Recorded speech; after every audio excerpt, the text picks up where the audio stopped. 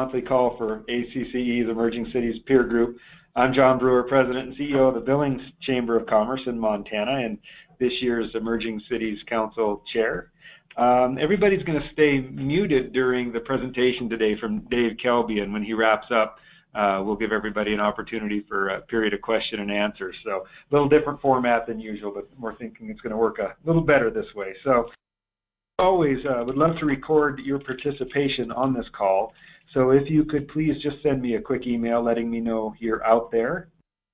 It's John, John, @billings.com. And we will get kicked off here in just a moment. And before we do that, I just want to let the folks from the Florida and Texas chambers and surrounding areas know that you've got a lot of friends, a lot of support, and people around the country here to help and do what we can. And I appreciate a few of you reaching out. And I think the ACCE urgent response team is already ahead of the curve and doing what they can. But again, to the chambers and folks in Florida and Texas, we know you're having a tough time right now, and we're thinking of you and wishing you the best. Well, as you know, I think we have a strong attendance today because you know that our speaker is Dave Kilby, and thank you for joining us today, Dave. Dave is the Executive Director of the Western Association of Chamber Executives. Dave's program today is titled Defining the Promise of the Chamber of Commerce in the 21st Century. Kind enough to provide a preview of today's program in person in Nashville in July for those of you that were at the ACCE annual conference. And he's able to join us today and expand upon many of those themes. But Dave, before you start, I want everybody out there to know that we're joined today by Sherry Ann Kelly, our new ACCE CEO. So following our presentation from Dave we'll have some time to hear from Sherry Ann, see how her first, I believe, 9 days are going, and just an opportunity for her to introduce herself and maybe us to ask a couple of questions and just wish her the best in her first few days. So with that long introduction, Dave, you want to take it away? Sure. Thank you, John, and thank you to everybody at ACCE for allowing me to share with everyone today. Let me give a little background about why we did this. At about the same time that ACCE was embarking on the Horizons Initiative, we were talking out west at the Western Association of Chamber Executives, WACE. We were talking out west about the future of chambers. And it kind of led us into the fact that we thought that many chambers were kind of having trouble getting down the river. We were in whitewater times, and the chambers out there, many of which were trying to get down the river without any oars, so to speak, or they had capsized, or to keep using that whitewater times idea to share with you. We just felt that it was something that we needed to take a look at. What's our brand? What do we people want from us? What do they expect from us? What's our why? What's our promise? And so, with that as a lead,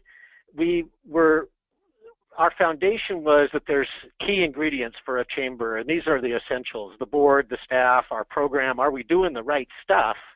Are we communicating value? And a willingness to risk and change is one of the things that we put out there as well, as something that chambers on the leading edge need to embrace.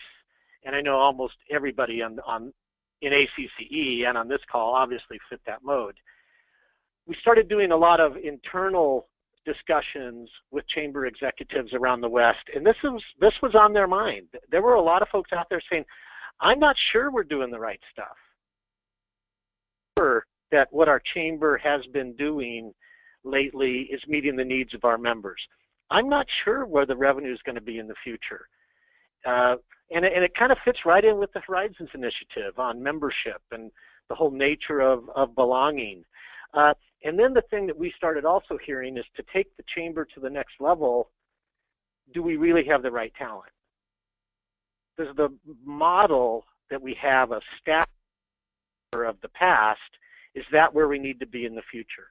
So we had a lot of questions going on about really where's the chamber industry headed. And so we decided to to ask the question this way internally, and I'm going to get to the fact that we did some research here in just a second, but really what business were we in? And we internally thought that chambers needed to be more in the solutions business. And so, we kind of took a look at this this Rubik's Cube that's on your screen right now, hopefully, and a lot of us maybe see our chamber as the Rubik's Cube on the left, but a lot of other people out there see us as the Rubik's Cube on the right. And so, to go back to Simon Sinek, we thought we needed to start with why. We had to really get back to why do we really exist? What's our purpose? What's our promise? And so we embarked on a study that I actually think, and I want to thank, if you have not picked up this book, I want to thank Chris Mead, because when we started on our study, we would hear things like, well, we're not your grandfather's chamber anymore. I actually think we need to be more like our great-grandparents. We need to be more like the magicians of Main Street. Somehow it seems like we've lost our way. Somehow it seems like the magicians of Main Street were very much into understanding their why and what they needed to do to make their communities better and their businesses thrive. And yet today, I'm not so sure we connect the dots correctly that way. So we embarked on a study with a group called Brand Birth, and we were really into this study in the 21st century. And so I'm going to share with you some of the findings that came out of that study, and some of the verbiage, some of the messaging that I think more and more chambers need to begin to use. First, we did a lot of survey research. We did a lot of one-on-one interviews. I mean, this is not just a marketing firm sitting around a table, but we talked to hundreds of people, both boomers and millennials. And we came up with what really came out of this is the expectation for chambers, our purpose, our why needs to be that we're a catalyst for business growth. We're a convener of leaders and influencers to get things done, and we're a champion for stronger communities. Now, the reaction when we presented this in February at the WACE conference was mixed. It was about right down the middle. We had about half of our membership go, this is exactly what I needed to hear. We're on the right track. Our chamber is changing direction, and this is perfect. The other 50% of the folks in the room were basically saying, this is hard stuff. I'm not sure our chamber's there. I think we have a lot of work to do. We're not a 3C chamber, a catalyst, convener, and champion. Our chamber is currently a 3P chamber. We're into parties and pageants and parades, and so we have a lot of work to do. So in a way, the findings that we came up with was aspirational for a was confirming for a lot of others. So I present that to you, and I ask you all to think about your chamber, and are you excelling at being a catalyst, convener, and a champion? The pillars of which the brand sits on, these are our brand pillars that came out of the research. The depth of knowledge that chambers have, the unimpeachable trust. You're absolutely a trusted resource. The universal respect. It didn't matter where we talked, who we talked to, where we talked. Chambers were viewed positively as good guys and respected. Universally an advocate for business and a pillar of the community. Those were the brand pillars that we came up with out of the research. Now, the brand personality, if this thing chamber was a person, what would we look like? Who are we? How would you describe this person called chamber? And these were the things that we came up with. And I think an interesting take on this that's happened just in the last couple of weeks, we recently did a webinar for our members on this, and one of the questions that came up and has kind of been on a few of our minds ever since we released the research was, you as chamber CEOs, how do these things fit with you? Are you known as a connector, a problem solver, a champion for the American way of life, who believes in bigger things, who's an idealist wrapped in a pragmatist? So that's a question I think for us all. This isn't necessarily a brand personality of chamber CEOs, but I think there's a huge connection here, and many of us out west are talking about that. So our vision, helping businesses prosper and helping our communities thrive, is really why, what we're all about. And so we share that. I share that language with you. And really, when it comes right down to it, the information that when you boil it all down, it really is that a great community and great business is inseparable. And that I'm reminded of a quote from President Ronald Reagan from decades ago, that before he opened up a U.S. Chamber annual meeting, he ad-libbed to the audience and said, listen, I know how important the business community is. In fact, in my view, no community will ever be much better than its business community causes it to be.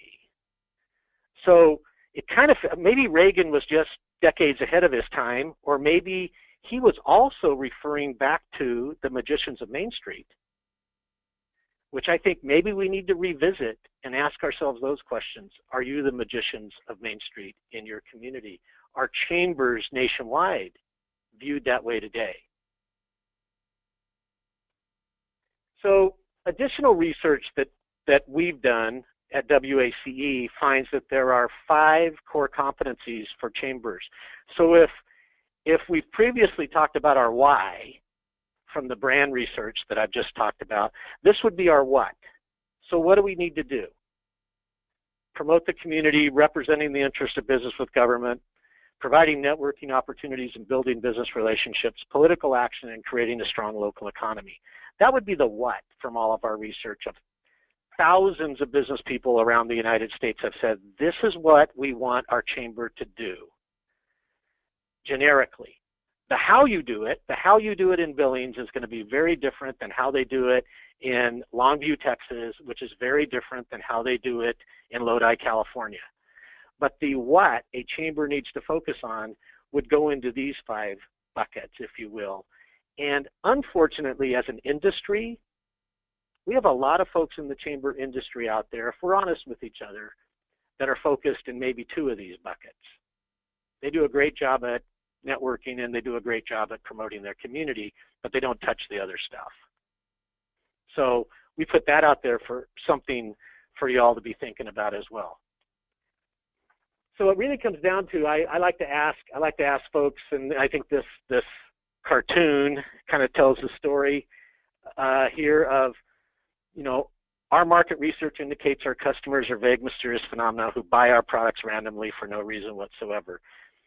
So we are a very data-driven association, and we do a lot of survey work for chambers.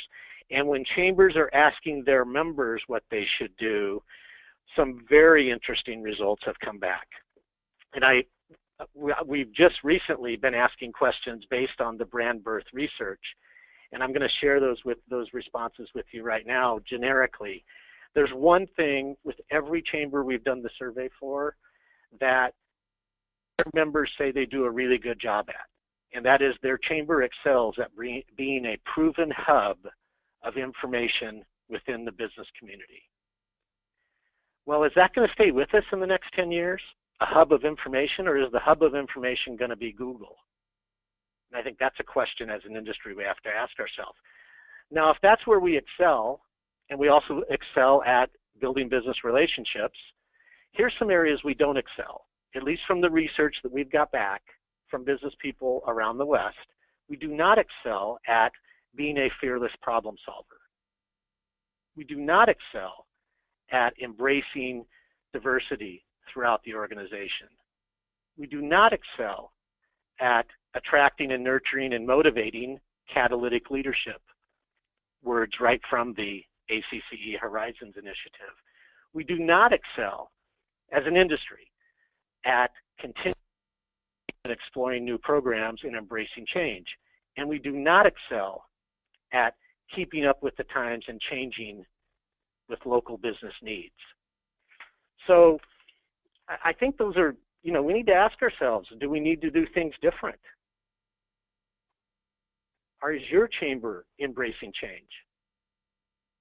Our data would show that as an industry, we have some work to do. I'm not promoting books for y'all to read, but in connecting our brand research, it seemed like Rebecca Ryan's book, Live First, Work Second, ought to be something that y'all ought to be taking a look at. Because in our brand research, we're talking about a catalyst for business success, we're talking about a convener, we're talking about helping your communities thrive. And Rebecca Ryan in this book, Live First, Work Second, she gets into what she has is 7 indices, or what she calls her community handprint, that we all maybe ought to start taking a look at.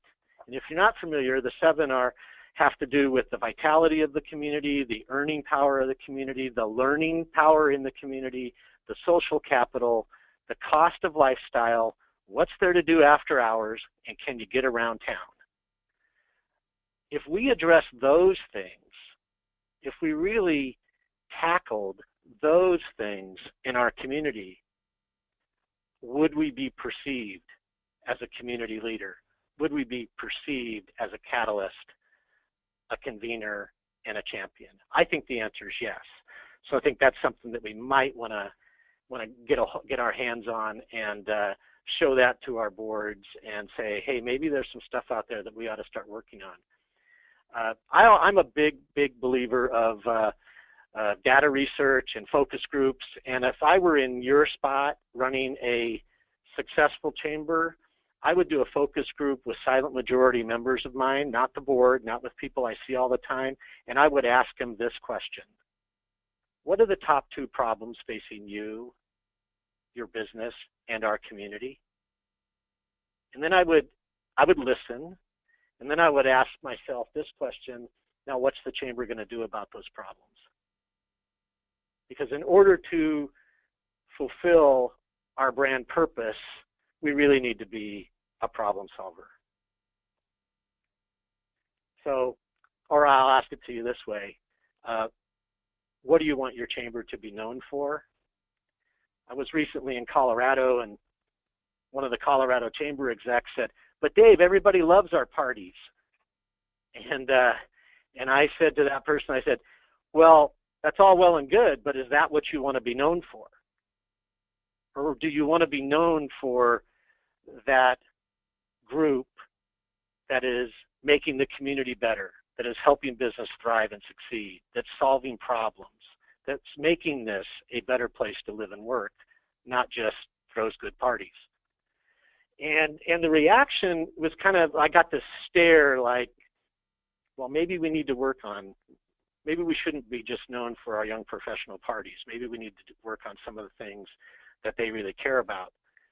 I also was with the Tucson Chamber of Commerce a year or so ago at their board retreat. And the most vocal people in the room were the 5 members of their emerging leaders group. And when they basically said, I'll be involved in this chamber forever, as long as the chamber addresses things like quality education in our town, infrastructure, transportation, so I can get around, affordable housing, all of these types of issues, fantastic. I'm here, and this is where I want to raise my family. But if we stray away from those kinds of tough things, I'm out of here. And those were the millennials speaking, not the people that already had their big house on the hill, but the people that wanted to have their big house on the hill. So again, what do you want your chamber to be known for, I think, is one of those questions that we have to ask. Many people on the call know that I'm a big old huge Disney nut, and so I have to show this slide. This is walking out of the Indiana Jones ride at Disneyland, and I think this really is something that the chambers need to embrace. That real rewards await those that choose wisely. I think we're at a decision point as an industry. If we don't start living the brand, if we don't start excelling at being a better catalyst, convener, and champion, and being known for that, I have a feeling that a lot of people are going to vote with not writing us checks anymore. And we're going to see membership continuing to decline. And we've actually seen it in California in a big, big way. There are chambers out there that have embraced this philosophy for the last couple of years, I would say, and they are hitting at an all-time high. And there are chambers right next door to them that have not embraced change, that have not chose wisely, and their membership is tanking. Or to go back to my whitewater analogy where I started the slides, their chamber's close to capsizing. So I think we have a lot of work to do there. It takes some risk. Without a doubt, it is not easy. There are going to be people that are going to not want to change. And that's another question I like to ask you all is, who are the protectors of the past in your community? Hopefully they're not on your board. Because what we need now is not the protector of the past, but we need the people that want a better future. We need the people that want to make the community better in the decades ahead, not live on where the community has been in the decades in the past. So I say, yes, there is a lot of risk. You're probably going to offend somebody. There's probably going to be confrontation. There's probably going to be controversy. But if you pick the right causes, I think that as an industry, we'll be right back there, and you'll all be mentioned very much so in Chris Mead's next book, The Magicians of Main Street 2. And so I'm going to put my contact information up there on the screen, and I'm going to close with kind of a quote that I've been living with for a long time. And I think it applies to this, and it just happens to be a bunch of C's again. It's not convener and catalyst and champion, but it's the 4 C's of life. And I think the 4 C's of life are courage, choice, chance, and change. And I think you have to have the courage to make a choice, to take a chance in order to make change happen. And I will close with that. And I know you're applauding there back in all of your offices. And I hope I gave you some information to think about. And if there's questions, I'd be happy to answer them. I try to save plenty of time for questions and plenty of time for Sherry Ann.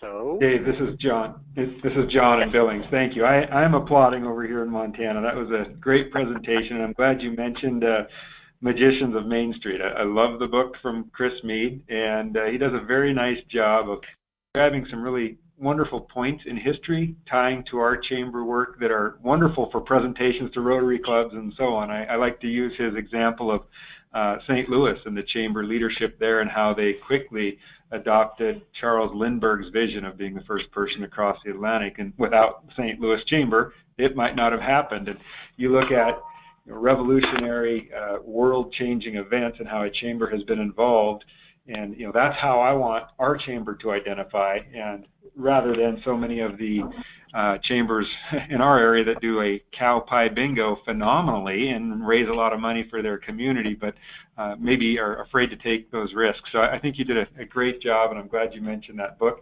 I believe Tenja has us all off mute right now, so you are required to self-mute yourself out there, but we'd love to throw it out to any questions that you have for Dave. Can anyone hear me? Yes. This is Julie in Flagstaff, Dave. Thank you. I'm kind of shocked that there was like a 50-50 response at, what are we excelling at being, and we're talking about being a catalyst, convener, and a champion, because that has been talked about in the industry for so long, and we revised our mission to say that we are a catalyst for economic development and different things for community development. Why do you think? Is it because they are stuck in a rut, or I'm just really surprised it was such a big amount of chambers that didn't think that was what they could be. I think it's an interesting, every time we talk to another group of chambers, we get a little bit of, and I don't want to say that who they're pointing the finger at, but it's, and again, I often say, I say this to the WACE board often, I said, you're really not the customer. You're the leaders of the industry. The rest of the people out there are different than you. And I would probably say the same thing about everybody on this call. You're not the norm. And so Julie, think about, you could probably very quickly think about 5 or 6 chambers in Arizona that haven't embraced this, whether it was years ago or decades ago or whatever, to be a catalyst, a convener, and a champion. And they are basically a chamber wrapped around a festival, and that engulfs them for a couple months out of the year, and then they try to be a chamber the rest of the time. And so I like to look at it this way. My wife is an elementary school substitute teacher. We all know that the ABCs. I think the ABCs of chambers today stand for different things than they did 20 years ago. P probably doesn't stand for parties anymore. It stands for political action. And more are embracing things like that today than they did 20 years ago. They're embracing change. A long comment to your question or comment, Julie. No, very good. Thank you.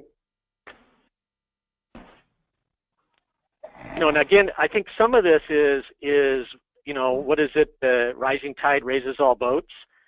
I think some of this is we have to showcase what the people on this call are doing more than we've done before.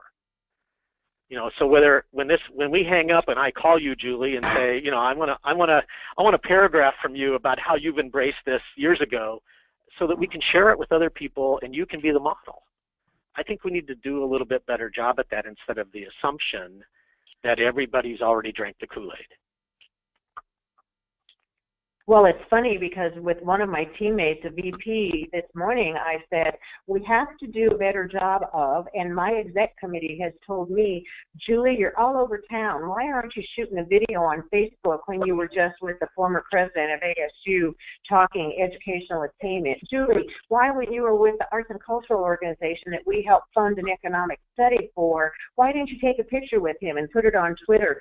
And I think we take for granted that people kind of sort of know what we do. But this recipe for defining promise isn't that difficult if we're more proactive at using the verbiage that you're providing us and showing off more and being proud of what we do. And it shouldn't be second nature anymore. I'm telling my team, it's me first. It has to start with me. I have to be as proactive as you are on our digital platforms, and I promise I will be, and I expect it of everybody else. Yeah, I think you hit the nail on the head there. I think if you take a look at how a lot of people are using social media, every ribbon cutting is on social media, but that meeting with the ASU president about educational attainment wasn't, and things like that. So that I'm back to what are we known for, and sometimes we're telling the story that we're telling because we feel we have to, because that next event better make 10 grand or we're not going to hit budget this year. And so we start looking like Chamber of Events and not the catalyst, convener, and champion that we need to look like. I'm not saying don't do events, and believe me, I like money as much as anybody else, but what do we want to be known for? Yep. Maybe it's you and me and nobody else is on the line, Julie, but happy to answer any other questions, or obviously Sherry Ann has got plenty of time to talk to us. Hi, this is Tenja. Oh, sorry. Hello, I saw that this is Tenja with ACCE, and I did see a question come through from Kim. Kim, I'm not sure if you weren't able to hear us, but I see that you did post a question. Dave, here's a question. How do you shift the funding model from events programs? How do you shift the funding model from events programs, the 3 Ps, to the 3 Cs? Well, I think that is addressed in the Horizons initiative too, about mission-related funding. And again, do we have the right causes? There are people out there that will write big checks if we're tackling the right things. And so I think more cause memberships, more asking for big bucks. There are people out there that write huge checks to economic development groups, or that write huge checks to foundations, and maybe we just need to tweak what we're doing and not be afraid to ask for the money that we deserve, instead of continuing to jump from one event to the next event, making a little bit of money here or there. It also goes back to that talent question. Do we have the right talent to do what needs to be done? Do I have a economic development expert on my staff, a workforce development person on my staff? Maybe we have to just change the whole model so that we can deliver and get things done on the causes that we decide to tackle.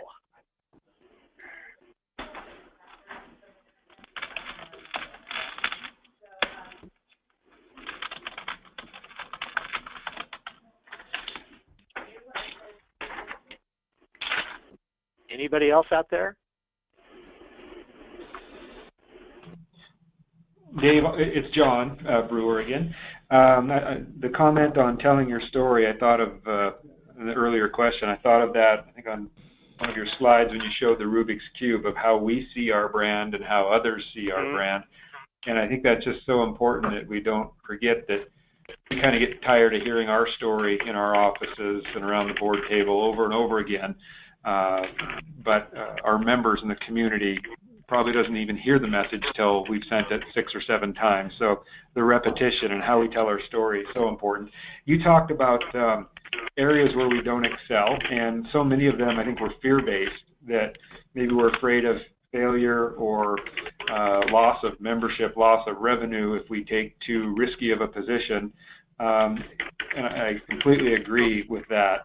I wonder your thoughts on maybe areas that we don't excel and challenges that we might have in not being as fearless as we need to be, or kick-ass problem solvers as identified in the Horizons Initiative. How much of that might have to do with our governance structure, our board of directors, committees, layers of process, and it just gets to be so diluted by the time it hits the public that it's gone through many fear channels. Yeah, I think you hit the nail on the head. I think right back to those essential ingredients on one of the early slides that I had, is do we have the right board in place? I still run into chambers. I know that it's nobody on this call, but I still run into chambers who don't have term limits. They have people that have been on their board for 21 years. The protector of the past is on the board, and they say things like, "That's not the way we do it here," or "We've always done it this way, and don't bring up these new ideas to us." And so there are chambers out there like that. Again, you guys aren't there. I know that. But as an industry, we have a lot of that going on, where they're just saying, that's not our job. That's not what we're going to do. We're going to let the unions go ahead and elect the next city council member because the chamber's afraid to play. So, there's just a lot of that going on, and we want to be everybody's friend. We want to be known as the nice little puppy, not the guard dog for business who's trying to make this a good place to live and work and raise a family. And so, and I think we're at a point in a lot of our communities that, I won't say we're in crisis mode, but we certainly are it's serious stuff, and we have to tackle some of these serious issues. This is Laura Wise in Champaign, Illinois.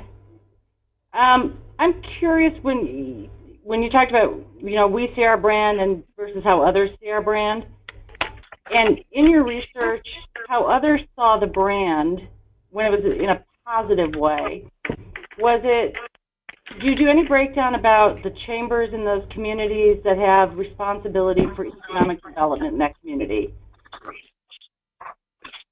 Well, the interesting thing is, the farther out west you go, there are fewer fewer chambers doing economic development. So I don't think anything was swayed by their vision of a chamber being the economic development entity. I think the interesting thing was that the younger people that responded to the survey, the people under 40, they had, like I said about the folks from Tucson, they have almost a stronger connection to the 3 C's than the people that are over 40, than the boomers. Because they really want your community to be a better place to live and work. They really want the things that's talked about in Rebecca Ryan's book. Because they don't have it yet. They're still trying to get it. So I think, so my answer would be no, it wasn't based on because a lot of chambers out west do economic development, and so they naturally saw it that way. But that, boy, they sure did talk about education. They sure did talk about making this a good place to do business. And I think we have to find our niche in that area of strengthening the local economy. So I would argue, though, that, and this is sort of the conversation that's going on within our chamber, I would argue that, you know, the reason economic development organizations exist is because chambers failed to do their jobs over the years. Amen. I would agree with you. I think you start chasing revenue, you start chasing events for revenue, you stray from your mission. And so I think that we've allowed, you know, generally speaking, the industry has allowed others to define them, to define their chambers. And, you know, we try to make the argument here that we may not be our economic development corporation, but we are an economic development organization. And I would argue that working to strengthen your schools and your workforce is economic development work. Yes. And I think one way to spin this is, again, we're going to be in the solutions business. We're going to be problem solvers. And even if you use the words economic development, they don't resonate as well as other words do. Like, we're going to do things to strengthen the local economy and make the community better. Everybody likes that. So what are the problems that need to be solved, and now can the chamber lead the charge? Part of the thing is that a lot of economic development organizations get a ton of government money, and they are afraid of controversy. They are afraid of tackling the elected officials. So is that the right role for the chamber in being the problem solver and going into City Hall and saying, we need to get this addressed, or we might lose that company. We need to get this addressed, or that business is going to move to Arizona or Texas or someplace else. And, you know, we hear this all the time. But I agree with the first thing you said, is the reason that a lot of those economic development groups exist is the chambers didn't do their job. So, Dave, I'd like to make a point. Can you hear me okay? Absolutely. Yeah, hi, this is Bernie Dagenet at the Mainline Chamber of Commerce outside of Philadelphia. One of the questions was about transitioning from events, and of course events are an important source of revenue for us as well at our Chamber of Commerce, so about 960 companies. And I would say that one of the things you can do as part of this transition is that events, when we're talking about being a catalyst and convening and championing, events that are directed in the right way can help with those things as well. And one thing I would tell you is kind of we're trying to put events in a place where they're easier to manage. We're not really giving up on them, right, per se, but we are building other sources of revenue and other businesses around talent and leadership development, empowering women. We have a very successful women's network, and then a corporate social responsibility business, because that really speaks to some things that companies are interested in. We happen to have some good partners to help us there. But with our events, one of the things that was a revelation for me recently is that we're selling all of our signature events in a single package where you buy a minimum sponsorship at all the events. Now, maybe many of you have been doing this for years. I have not. So now when I sell a sponsorship to an event, I've sold it for all 6 of my signature events over the course of the year. It's going to make my life a lot easier and making sure, I think they're good events, but there's got to be more that we're doing. It's kind of putting them in their place. I've got some staff members, that's what they're about, that's what they can do, and I can be less involved with those things and more active in the community. But one of the keys that was brought up earlier, and I think it's essential, is that our communications teams need to be sharper, need to be with it, need to be in current times, and need to be doing everything to ensure that people realize that we are not just events, that we are making a difference in the community, and we're getting information out of that companies need. And I come back to talent leadership development as being what I think is our unique.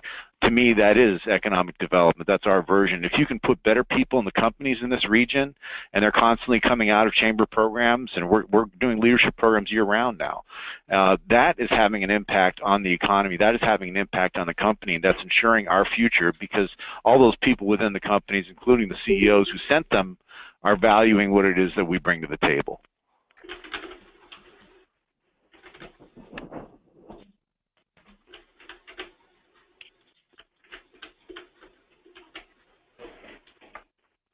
This is Radonna at the Grapevine Chamber in Texas, and I'd like to add to that. I think the other thing that I see happening, and has happened for years, is when people get a little cash strapped, they tend to start a new event, and then they just keep doing all these little events. And one of the things that I think more chambers need to do is look at what they are doing and take only the best events that, you know, has values to their membership, get rid of all the little small events, and make those good events better. You know, you can do little things to increase their value for the organization, but you can also do little things to increase the value for your members as well. And so I think that, you know, you can do 2, 3, 4 events a year. Just do them really well, and if you need more funds, improve that event. Don't just start something new to add to the program of work. But companies will contribute to programs that are all about empowering women in the workplace. They will contribute to programs that are understanding talent acquisition and retention. And we're seeing that here. I hope those are businesses we can grow. Leadership development. I lost a little bit of that. I'm back on now. I apologize. Sunspots or the Russians or something. I'm not sure. But your comments about packaging your events, the other thing I would say that I want to remind everybody of is mission-oriented events. Making sure that, you know, you can connect the dots that way, and don't assume people know why you do the event. If the event just looks purely like a fundraiser for the chamber, I think that's a problem. If the event looks at the money from this is going into our workforce development program, then I think you've got a home run there. So I apologize that I was off for about a minute. Anything else? Yeah. I was told we needed to end right around now for Sherry Ann, but go. Dave, this is Laurie Matson. Can you hear me? I had to step away. Okay, great. Yeah. So hi everybody. Gosh, this comes at really almost the best time to listen to this. Dave, I was on your webinar last week as well, and a lot of the comments that you're all making. We recently went through a process where we used Kathy Height's How to Kill the Sacred Cow webinar that we listened to last March, and went through a 5-month process where we just evaluated all 17 of our programs and events. And we just announced, and it is today the media is having a heyday with it, but tough day at the Tri-City Regional Chamber, but we're going to get through it. We just announced that we are no longer going to be organizing the 4th of July Festival, and in a year we'll no longer organize this huge 3-day car show that we've been doing for years. And we're also... Thank you. So we're just getting beat up on. All the Facebook trolls are having a great time that, you know, we're killing the 4th of July. But we went through a really long, thoughtful process. We developed criteria to evaluate all of our programs and events by, and keep in mind, you know, we're a chamber that does those two things that aren't mission focused, but we're also the first chamber in the Northwest that launched an economic gardening program. So we do really innovative things, but we also just got stuck with these two things we've done forever. And I finally was able to find a process to get my board to go through to get their buy-in to make the to make this decision to no longer do these two events. And so all of the work that ACCE did with the Horizon Initiative, and then all the follow-up work that WACE is doing with this branding, has really been an enormous help to our chamber in helping us kind of feel our way through this. So those of you that are out there that are maybe trying to think of doing this, I would say go go forward. And anybody from ACCE and, of course, Dave from WACE, I really just can't thank you enough for plowing through and helping us to get this information so that we can connect the dots and do the things that we're supposed to be doing. So thank you all. Let me at you. We've mentioned C's throughout this entire conversation. Congratulations, and then a C and to your entire board for having the courage. Yeah, thank you. Way to go. Thank you. Yeah, we also have an all-day board retreat tomorrow. We're floating on the beautiful Columbia River, so we'll have lots to talk about. But okay. great time here in the Tri-Cities. Thank you, Dave. Dave, thank you for doing the presentation for us today. If you could take 1 minute for a quick commercial for WACE, I say that the partnership between ACCE and your organization has been strong for a long time. You both offer wonderful programs to augment and support each other. Give people a real quick snapshot of how to find out more information about you. Well, I think in the presentation you have my personal contact information. WACE is a multi-state chamber executives association. If you think you're in the West, you're welcome to join. We don't have a boundary. You know, we are probably everybody's third check. I'm imagining that, you know, maybe their state association and/or ACCE might be number 1 and 2, and if we can get to be number 3, but we've been able to develop a strong effort out west to kind of raise the bar and make chambers better. So we have about 400 plus chambers and 800 plus members in WACE in 17 states out west. We have about 5-6 members up in Canada, and a lot of those folks can't get to ACCE, but only, you know, once every 2-3 years or whatever. So we're another vehicle for them to professional development. And that I can go on forever, but thank you for giving me that opportunity.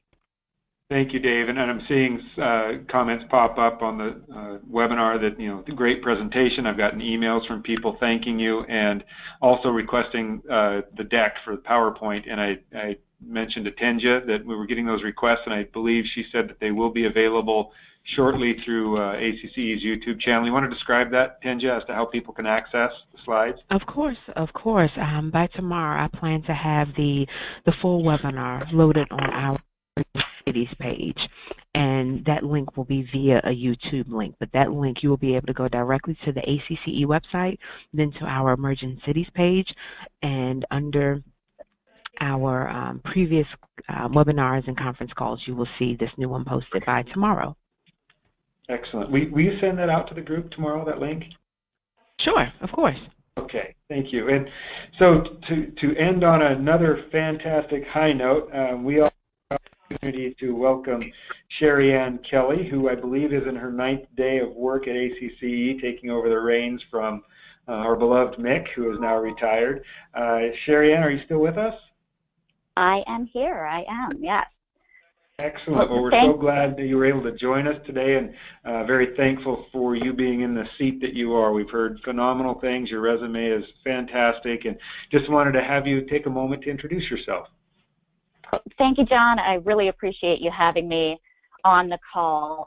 It's an absolute honor to have been chosen for this role. And yes, this is week number 2 for me. I have met the proverbial fire hose, and I'm drinking from it accordingly. But what I've been spending most of my time doing has really just been listening. And so what I'd welcome everyone on this call to do is please feel free to reach out to me. I'd love to hear your insights, your feedback. Something that I've just been in awe of is the generosity of the chambers that I've spoken to, and whether it's everyone being generous with their time and their insight, or being generous in wanting to help those chambers that have been impacted by the recent hurricanes.